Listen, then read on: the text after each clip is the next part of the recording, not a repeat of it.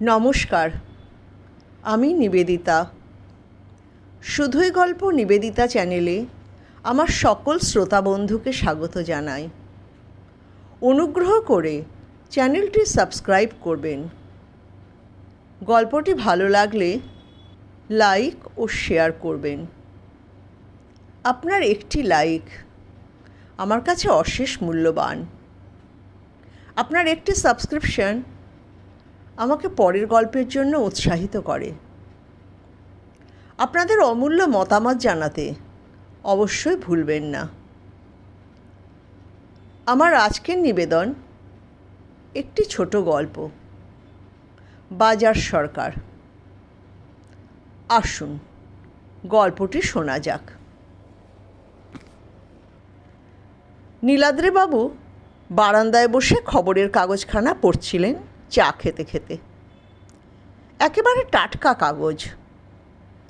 আজকাল আর কাগজ কেউ পড়ে না, সবাই অনলাইনে খবর দেখে। মোবাইলে বিভিন্ন চ্যানেল ঘুরিয়ে ঘুরিয়ে দেখে নেয়। নীলাদ্রিবাবুর 70 বছর বয়স। তিনিও অনেক কাজ অনলাইনে শিখে নিয়েছেন, মানে শিখতে বাধ্য হয়েছেন। যেমন আজকাল আর মাসের প্রথমে যখন পেনশন আসে ব্যাংকে, তখন মোবাইলেই মেসেজ আসে, তিনি দেখে নেন। আগে যেমন ব্যাংকে যেতে হতো, এখন অত যেতে হয় না। অনলাইন লেনদেন তিনিও শিখে নিয়েছেন। অবশ্য তার অত বেশি আমানত নেই, তবে তিনি ব্যাংকে যে টাকা তুলতে বেশি পছন্দ করেন। তার মনে হয় তাতে মানুষের সঙ্গে যোগাযোগ থাকে। সামান্য স্কুল মাস্টার ছিলেন, আর তাঁদের সময় অত মাইনে করেও ছিল না। টিউশন করেছেন অনেক, তবে তাতেও আয় সামান্য ছিল। আজকালকার মতো এত মাইনে তাদের সময় কেউ ভাবতেও পারত না। সেই স্বল্প মাইনেতে সংসার চালাতে হিমশিম খেয়ে যেতেন। অবসর গ্রহণের পর যা টাকা পেয়েছেন তাই দিয়েই যা ফিক্সড ডিপোজিট করেছেন আর পেনশন আছে, তার চলে যায়। সংসারের কথা ভাবলে তার আজকাল হাসি পায়।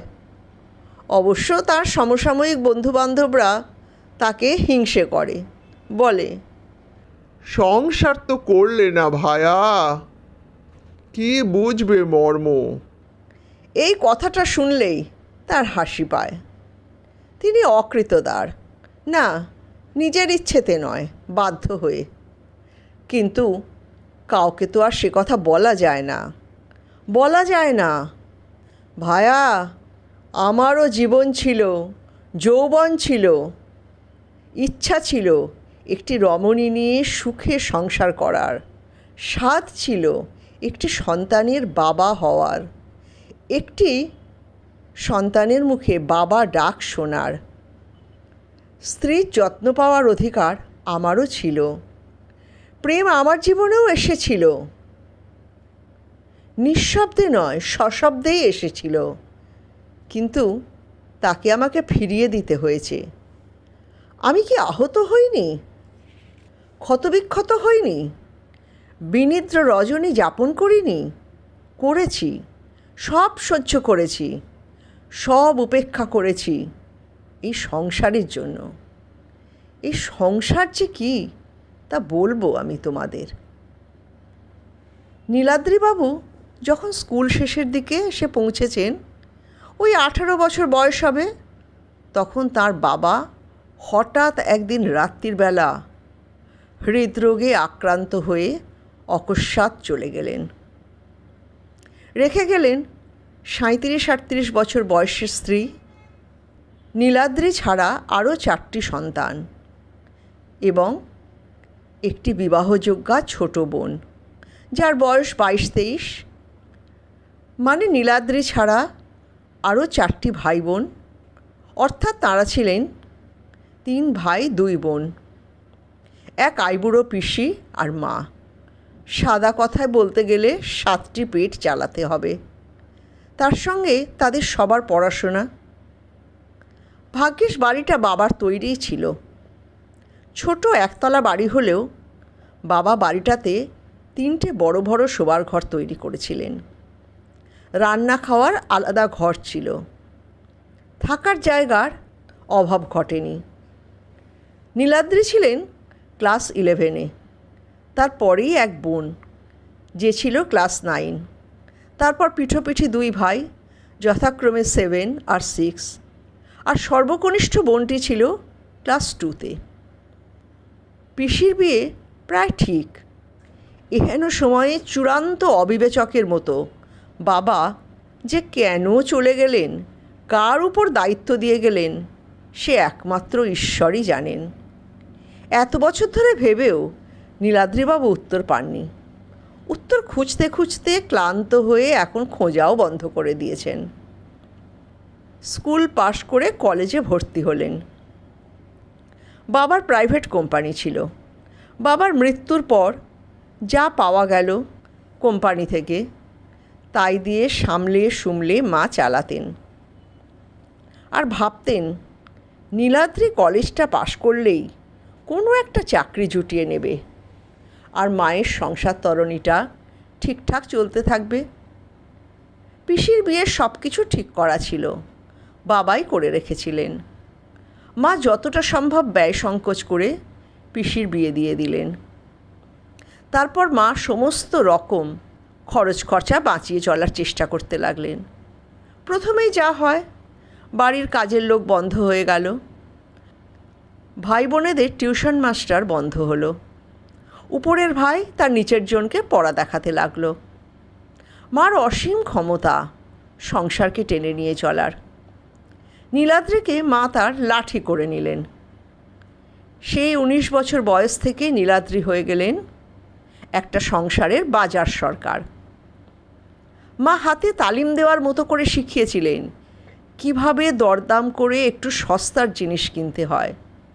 সপ্তাহে 3 দিন মাছ আসবে, তাও ছোট মাছ, তার বেশি কিছু না। ওই ছোট বয়স থেকেই নীলাদ্রি বাজারের হাল হকিকত শিখে গিয়েছিলেন। মা হাতে একটা ফর্দ ধরিয়ে দিতেন, কি কি লাগবে, কতটা পরিমাণে। তারপর আর ফর্দ লাগতো না, তিনি নিজেই শিখে গেছেন। এই করতে করতে তিনি বিএসসি পাশ করলেন। তার রেজাল্ট ভালোই ছিল, কিন্তু মা আর পড়তে দিলেন না। তিনি তো মার লাঠি, তার উপর নির্ভর করেই তো মার সংসার যাত্রা। মা বললেন চাকরি খুঁজতে। তা তখন চাকরি পাওয়া যেত। তিনি একটি স্কুলের শিক্ষকের চাকরি পেলেন। সায়েন্স টিচার ছিলেন। সায়েন্সের দাম ছিল। তিনি অঙ্ক আর ফিজিক্স পড়াতেন। সন্ধ্যায় টিউশনি করতেন। তার বয়স তখন 25-26 হবে। যে স্কুলে পড়াতেন সেখানেই এক শিক্ষিকার সঙ্গে তার ভাব হলো। তার তো তখন দুরন্ত যৌবন, প্রেম তো হবেই।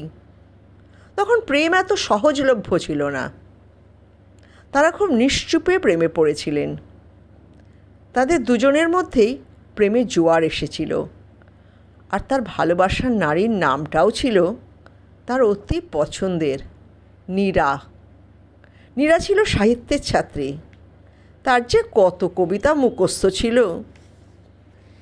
নীলাদ্রি তো শুধু বাজার সরকারি আর ভাই বোনেদের দেখভাল করেছেন চাকরি ছাড়া। তার অত কবিতা পড়ার সময় কোথায়?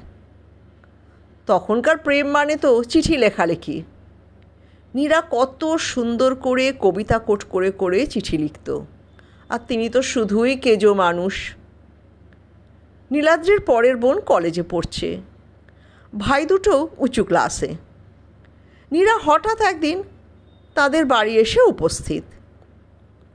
সে নীলাদ্রির অবস্থা জানতো। তার কোনো আপত্তি ছিল না নীলাদ্রিকে বিয়ে করতে। নীরাকে দেখে মা খুশি হননি। মা বুঝতে পেরেছিলেন নীলাদ্রি আর নীরার সম্পর্ক। তিনি গম্ভীর হয়ে গিয়েছিলেন। নীরাকে চা জলখাবার দিয়ে বিদায় করেছিলেন। কয়েকদিন মা একদম চুপ করেছিলেন। তখনকার দিনে ছেলেরা তো সেভাবে বিদ্রোহ বা তর্ক করতে পারত না।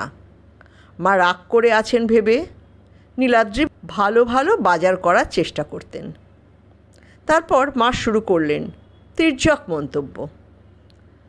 বরদাদা হচ্ছে বাবার মতন, কোথায় মাথায় ছাতা হয়ে দাঁড়াবে ভাই বোনেদের তা নয়, এখন থেকে নিজের ভবিষ্যতের সুখ স্বপ্ন দেখছে। কোথায় বোনটার বিয়ের কথা ভাববে আগে তা না, নিজে প্রেম করছে। নীলাদ্রি অবাক, এ কেমন স্বার্থপর মা, শুধু নিজের সংসারের কথা ভাবে। নীলাদ্রি যে তার প্রথম সন্তান, সে কি শুধু বাজার সরকার হয়েই থাকবে? সে তো সংসারের দায়িত্ব নিতে অস্বীকার করছে না, বরঞ্চ সব কিছুই সামলাতে চায় দুজনে মিলে। মা কি শুধুই অন্য সন্তানদের, অন্য ভাই বোনদের? সে কি শুধুই বাবার সংসারের প্রতিপালক? তার মনে প্রশ্ন জাগে, মা কি তার সৎ মা? সে তো কলেজে পড়তে পড়তে টিউশন করেছে, কিন্তু তার পরের বোনকে তো সে করতে দেয়নি। মা কি শুধুই নীলাদ্রিকে ব্যবহার করছেন? তার সুখ, আনন্দ, আহ্লাদ কিছুই ভাবেন না? সবার জন্য তার নিজের ভালোবাসাও কি মরে যাবে? শুধুই দায়িত্ব, কর্তব্য থাকবে, তার বেশি কিছু না? নীলাদ্রি মায়ের হাবভাব দেখে সবই বুঝতে পারছেন। মায়ের ইচ্ছায় তাকে চলতে হবে। তার কোনো সংসার থাকবে না, ভালোবাসা থাকবে না, প্রিয় নারী থাকবে না। মায়ের সংসারকে প্রতিপালন করতে হবে। তাকে এক ভালোবাসাহীন জীবনকে কাঁধে করে বয়ে নিয়ে চলতে হবে আজীবন। তিনি নিঃশব্দে নীরার থেকে দূরে সরে এসেছিলেন। নীরা অনেক দিন অপেক্ষা করেছিল, তারপর বিয়ে করে অন্য কোথাও চলে গিয়েছিল। কারণ একসাথে এভাবে পাশাপাশি চাকরি করা যায় না। নীরা চলে যেতে তিনি শান্তি পেয়েছিলেন। বোন মাস্টার্স করলো, তারপর তার বিয়ে দিয়েছেন। পরের ভাই দুটোর বেলাতেও মায়ের আর টাকা কড়ির অসুবিধা হয়নি। তারা তাদের ইচ্ছে মতো পড়াশোনা করেছে, বড় বড় চাকরি পেয়েছে, তাদের বিয়েও হয়েছে, সন্তান হয়েছে, মালহাত করে নাতি নাতনির মুখে ভাত দিয়েছেন। দাদা বাজার সরকারি থেকে গিয়েছে, বাড়িটি বড় হয়েছে, দোতলা হয়েছে, ভাইরাই করেছে। নীলাদ্রিবাবু নিচে বড় ঘরেই থাকেন, ভাইরা করুণা করে তাকে। মাকে নীলাদ্রিবাবু মনে মনে হয়তো আর অত ভালোবাসতে পারেননি, কিন্তু বয়স বাড়ার সঙ্গে সঙ্গে মায়ের মনস্তাত্ত্বিক ব্যাপারটা বোঝার চেষ্টা করেছেন। নীলাদ্রি যদি বিয়ে করে সরে যায়, তাহলে আর তার সংসারটা তো ভেসে যাবে। অন্য ছেলে মেয়েগুলোর কি হবে? তারা তো আর দাঁড়াতেই পারবে না মাথা তুলে। তার থেকে এক ছেলের জীবন বরবাদ হয়তো হোক না, বিয়ে না করলেই বা কী হবে? অন্য ছেলে মেয়েগুলোকে দাঁড় করাতে গেলে এই বাজার সরকারটিকে ধরে রাখতে হবে, তাকে যত্নে রাখতে হবে। তা মা, অন্য ভাইরা বোনেরা তাকে যত্ন করেছে। মনে তার যতই বিতৃষ্ণা থাক, মাকে তিনি শেষ বয়স অবধি দেখভাল করেছেন। মা মৃত্যুর আগে তার কাছে একবার হাত জোড় করেছিলেন, হয়তো কিছু বলতে চেয়েছিলেন বাজার সরকারকে, তার বড় ছেলেকে, কিন্তু কিছু বলে উঠতে পারেননি। ছোট বোনটারও অনেক দিন বিয়ে হয়ে গেছে, এখন আর তার কোনো দায়িত্ব নেই, শুধু বাজার সরকারের কাজটাই আছে এখনও। সব জিনিস অনলাইনে আনা হলেও কাঁচা বাজারটা তিনিই করেন। হঠাৎ কে যেন ডাকলো, জ্যাঠাবাবু, জ্যাঠাবাবু। তাঁর চিন্তাটা ছিঁড়ে গেল। তাকিয়ে দেখলেন তার ছোট ভাইয়ের ছেলের বউ ডাকছে, হাতে বাজারের ব্যাগ নিয়ে।